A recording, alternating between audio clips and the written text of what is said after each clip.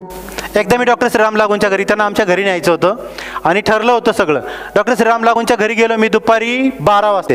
दरवाजाच थांबवलं. मला म्हटलं, वाघमारे तुम्हाला मी 1 वाजता बोलावलं होतं, तुम्ही 12 वाजता कसे आलात? मी म्हटलं, नाही काका, तुम्ही 12 वाजता बोलावलं होतं. थांबा तुम्ही. तेवढ्यात ते आले आतून एक कागद घेऊन. मला म्हटलं, हे तुमचंच अक्षर आहे ना?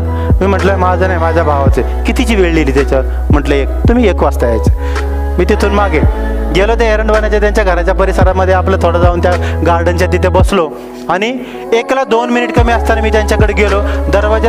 मी दरवाज्यात गेलो तर डॉक्टर लागू माझ्या अगोदर घरातून बाहेर निघून लिफ्टच्या दारात येऊन थांबले होते. आणि मग रस्त्याने जाताना मला म्हटले की सर, तुम्हाला मग अशी वाईट वाटलं असेल, तुम्हाला असं 1 तास थांबायला लावलं वगैरे. म्हटलं, नाही काका. मला म्हणे, तुम्हाला माहिती आहे का मी असं का करतो? म्हटलं, नाही. म्हणे, मी MBBS डॉक्टर, मी भारतामध्ये डॉक्टरकी केली, मी दक्षिण आफ्रिकेमध्ये डॉक्टरकी केली.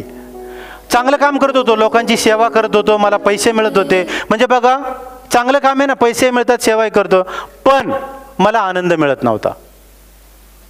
आणि माझ्या वयाच्या 40व्या वर्षी मला पिंजरा नावाचा चित्रपट मिळाला. या चित्रपटामधली माझी भूमिका लोकांना खूप आवडली, मला सिनेमामध्ये मागणी वाढली.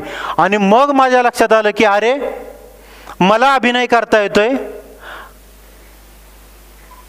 लोकांना माझा अभिनय आवडतोय, अभिनय करण्यातून मला आनंद मिळतोय, माझा अभिनय बघण्यातून लोकांना आनंद मिळतोय, मीही आनंदी, लोकही आनंदी.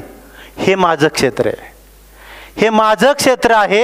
हे कळायला माझ्या वयाची 40 वर्ष गेलीत. म्हणून मी आता माझा वेळ कधी कोणाला देत नाही. मला तुम्हाला आता असं सांगायचं आहे की तुम्ही कुठल्याही वयोगटातले आत्ता असू द्यात, तुम्ही एक गोष्ट लक्षात घ्या, तुमचा आनंद कशात आहे तो शोधा.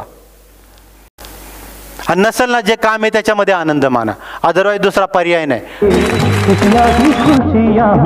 दामन में जिसके क्यों न खुशी से वो दीवाना हो जाए.